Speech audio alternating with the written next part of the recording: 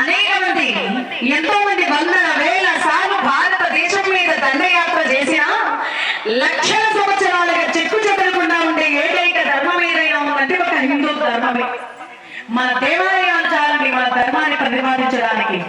ఎంత గొప్ప గొప్ప సైంటిస్టులు కూడా చెప్పలేనటువంటి అద్భుతమైన నిర్మాణాలకు మరి నూతన పురాతన కట్టడాన్ని నిర్మించారు.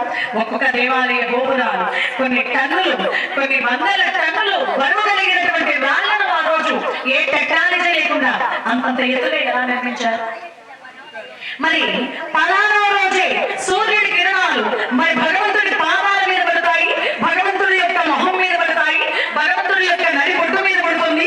పలానా రోజు పలానా అంటూ డేట్ వేసి మరీ చెప్పారండి. ప్రతి సంవత్సరం ఆ డేటు రోజుకి ఆ భగవంతుడికి ఆ వేదనారాయణ స్వామి దేవాలయం కావచ్చు, అరసవెల్లి సూర్యనారాయణ స్వామి వారి దేవాలయం కావచ్చు, ఇప్పుడు అయోధ్యలో బాలరాముడి మందిరం కూడా ఇదే యొక్క విధానంలో చక్కగా నిర్మించారు. ఇదెట్లా సాధ్యం? ఆ విధంగా ఎన్నో ఎన్నో అద్భుతాలు ఉన్నాయి, మనం తెలుసుకోగలగాలి. ప్రపంచం పుట్టినప్పుడు పుట్టింది హిందూ ధర్మం. లక్షల సంవత్సరాలకు క్రితం నుంచి ఈ హిందూ ధర్మం అనేది చక్కగా జీవిస్తోంది. జీవించాలి, మనందరి జీవన విధానం కావాలి.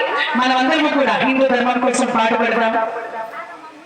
అందరము కూడా హిందువుగా మనం గర్వంగా చాటి మన యొక్క ధర్మాన్ని చాటి చెప్పి ప్రపంచ దేశాలు మన యొక్క ధర్మాన్ని చేతులెత్తి మొక్కుతుంటే ఈ దేశంలో పుట్టి ఈ దేశం ముప్పు తిని మరి ఈ ధర్మాన్ని వదిలిపెట్టి వెళ్ళిపోతున్న వాళ్ళు ఎంతో మంది అనామకులు ఉన్నారు.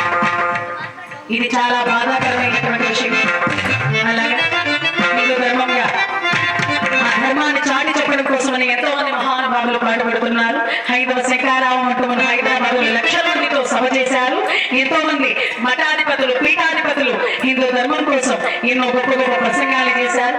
ఇటువంటి మహానుభావులు ఎంతో మంది తమ యొక్క పనులు ప్రక్కన పెట్టి మన ధర్మం కోసం వారి యొక్క సమయాన్ని కేటాయిస్తున్నారు. అలాంటిది మన ఇంట్లో మనం భగవద్గీత పెట్టుకోము, మన బిడ్డలకి భగవద్గీత కొన్ని శ్లోకాలైనా మనం నేర్పము.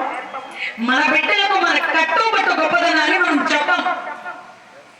చక్కగా మన బిడ్డల కట్టుబట్టు వ్యవహార శైలిని మర్చిపోతున్నారంటే దానికి కారణం తల్లిదండ్రులమైన మనమే చెప్పాలి.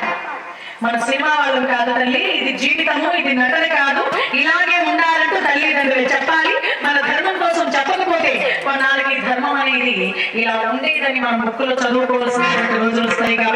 కాబట్టి భక్తాదులకందరికీ నమస్కరించి మన ధర్మాన్ని మన బిడ్డలకు తల్లులుగా తండ్రులుగా మనమే బోధించాలి. మన ధర్మాన్ని మనమే నిలబెట్టుకోవాలి. ప్రతి ఒక్కరు మన ధర్మం కోసం మనమే పాటుపడాలి. జై శ్రీమద్ రమారమణ గోవింద. హిందూ ధర్మం కోసం అద్భుతంగా ప్రసంగించిన పెద్దలకు ప్రత్యేకంగా ధన్యవాదాలు మనసారి తెలియజేస్తున్నాం.